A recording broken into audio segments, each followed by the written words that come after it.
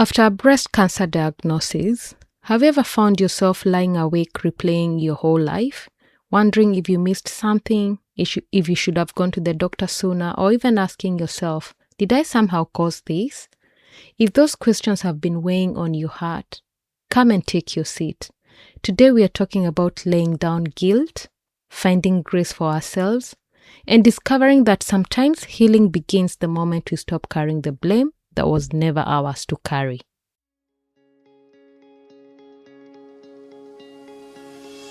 Are you scared of leaving your children behind after a breast cancer diagnosis? Are you carrying fear, exhaustion, and that mom guilt while still pushing through every day? If you're tired of holding all of that and want simple ways to support your children and feel held in your journey and move through each day with a little more strength, you're in the right place. Hey, I'm Priska. I'm a mom of two, a woman of faith, and a breast cancer survivor. As a mom, I tried to carry it all alone, but I was never meant to. So I created this space for us. Come sit with me. You don't have to do this alone. So go grab your cup of tea. Yes, that cold cup of tea. I know you've heated it thrice already. And let's get started.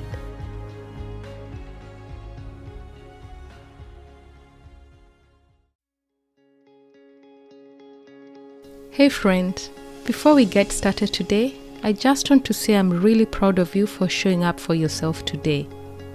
I know life can feel really heavy sometimes, so the fact that you pressed play, it means more than you know. And if you know someone who's going through a breast cancer diagnosis who might need to hear this episode, please do share it with them. Sometimes a simple message saying, I thought of you when I heard this, can make someone feel a little less alone. And if this podcast has helped you and encouraged you in any way, please leave a written review too. I truly love hearing from you. And your reviews, they help other moms find this podcast. So let's get started.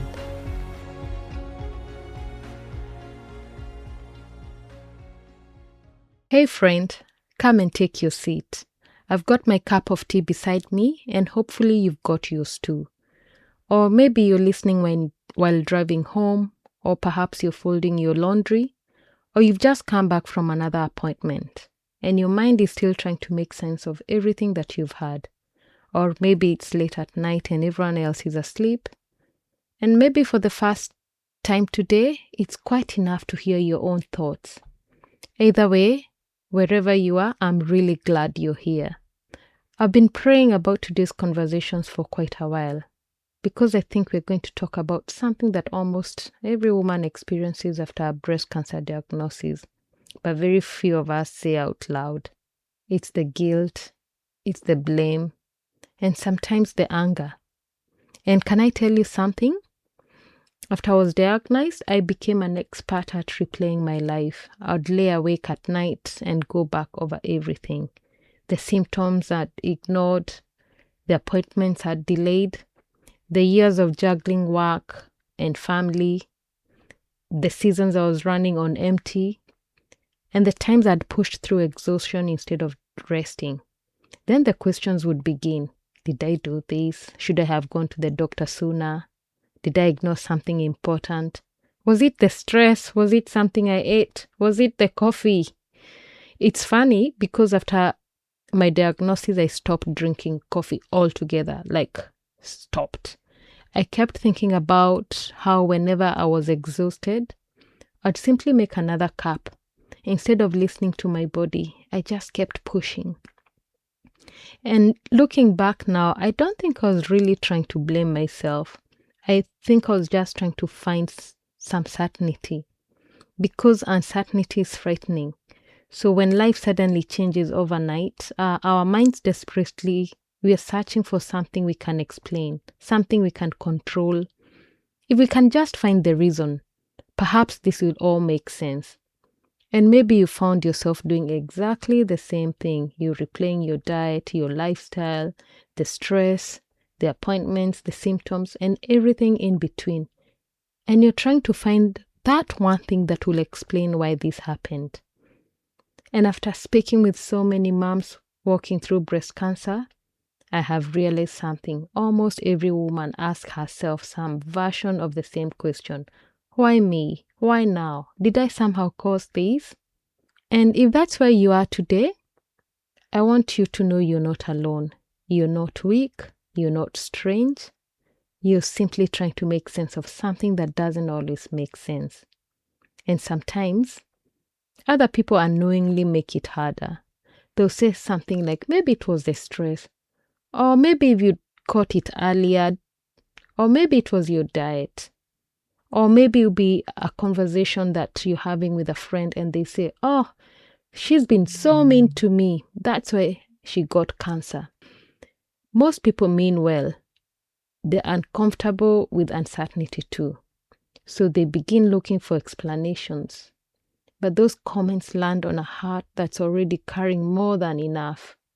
There came a point where I realized something.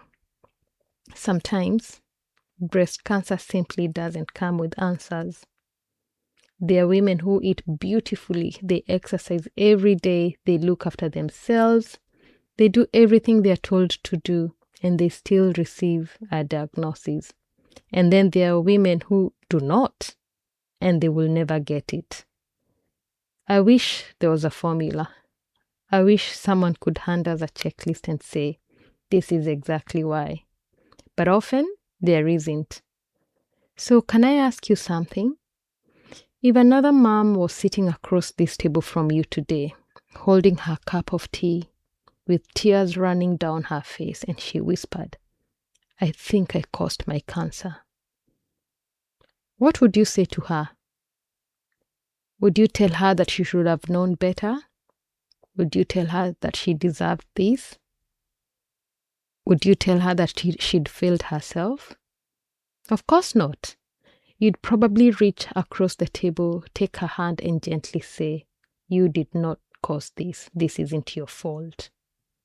So why is it so difficult to offer ourselves the same kindness? Maybe there's nothing to forgive yourself for. Maybe you're simply a woman walking a road you never would have chosen. And can I be honest? It wasn't only guilt that I carried. There was anger too. Angry that life had changed overnight. I was angry about delays or when plans changed. Angry when my body suddenly felt unfamiliar, like it had failed me. And sometimes angry when things didn't go as they should. It's when appointments were delayed and when treatment plans changed. When I felt like some mistakes that had consequences were made, and I would have to live with it. And those feelings are real, because this isn't just about another inconvenience. This is your life, your body, your future. And pretending those feelings aren't there, it doesn't make them disappear.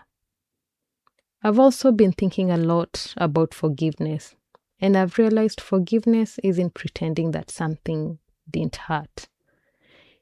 It's not saying what happened was okay. It's choosing not to build your home in bitterness, because bitterness slowly occupies every little room of your heart. And breast cancer has already taken enough from us. So we don't need bitterness taking up that space as well. So before we can even think about forgiving other people, we perhaps need to begin with ourselves. Forgiving ourselves for not knowing what we didn't know. Forgiving ourselves for the appointments we wish we'd made sooner. Forgiving ourselves for how we coped, for crying, for breaking down, for being afraid, for simply being human. And one thing that helped me during that season was something I never expected. It was journaling. Before cancer, I hadn't been really journaling for quite a while. But then my mind became so full. And there were thoughts I just couldn't untangle. There are questions I couldn't answer. And there are fears I didn't know how to say out loud. So I started writing. And some days all I wrote was, God, I don't understand. Other days I said I'm scared. Other days I said I don't want this. And sometimes I wrote pages and pages. And some days it was just a sentence. Sometimes there was nothing. Sometimes it was just honest conversations between me and God. And as I've been preparing for these podcast episodes, I've gone back and opened those very journals again.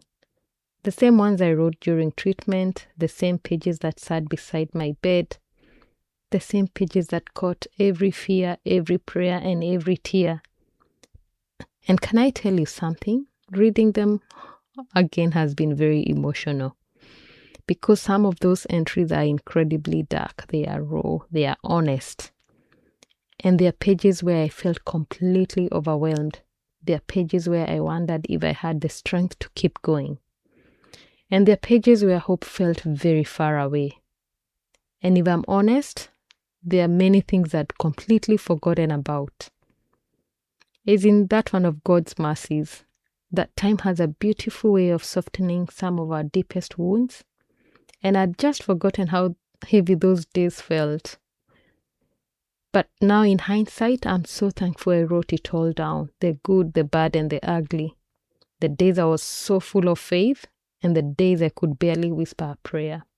The days I felt hopeful, and the days I wondered if I could keep putting one foot in front of the others.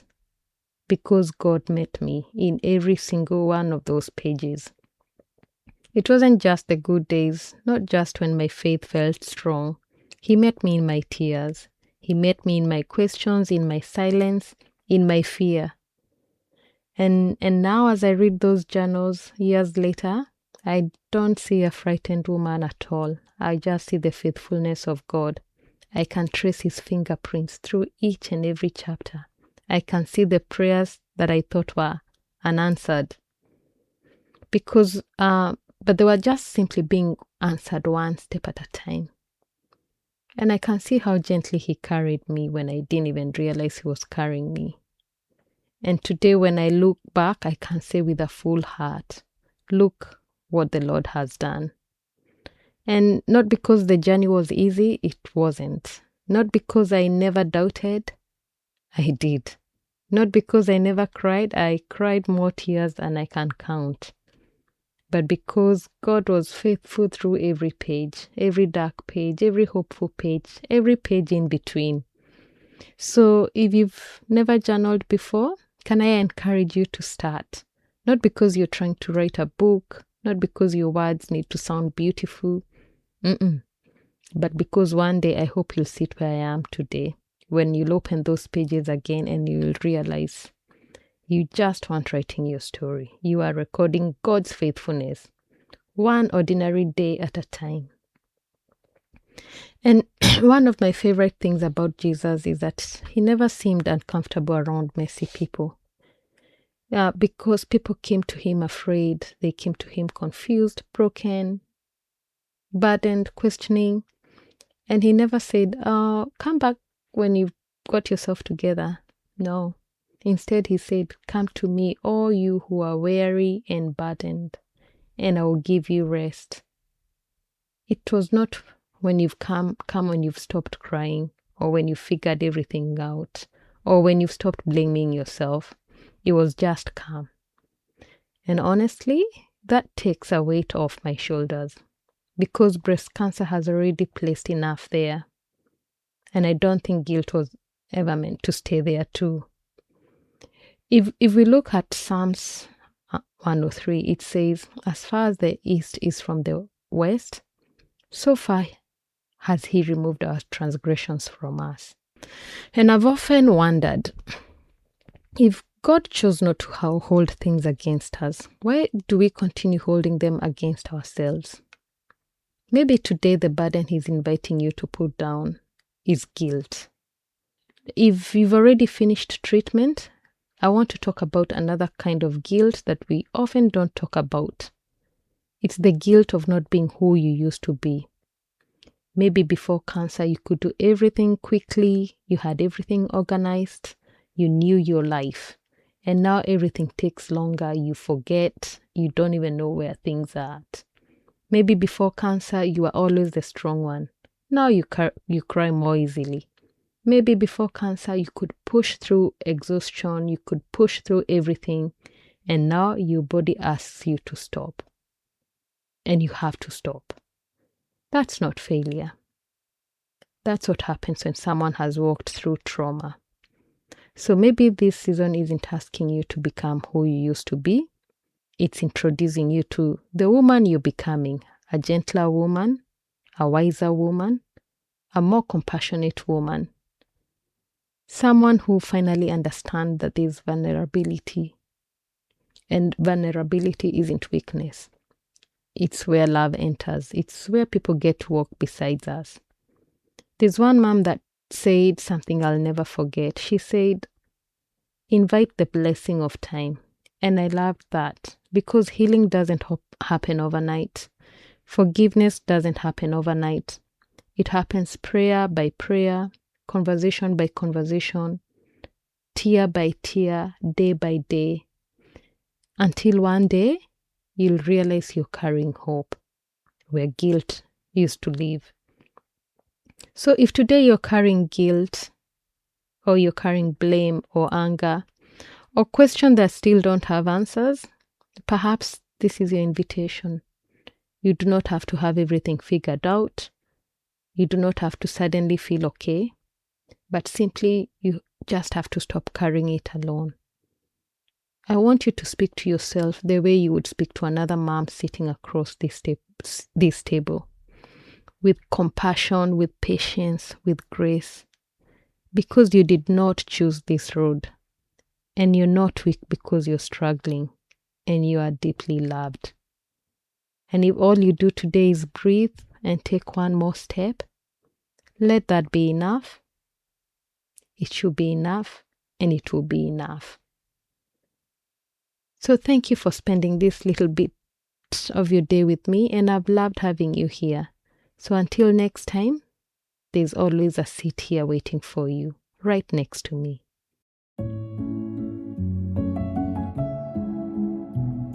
I hope this episode held you in some small way today. And if it did, please share with a friend who needs to hear this, or maybe needs a soft place to land. And if you feel ready, please leave a written review for the podcast. I'd truly love to hear from you and to know that this show is supporting you in your journey. This space, it's not just mine, it is ours. So now go take a breath, maybe reheat that tea one more time, and I'll meet you back here for the next episode. Ciao.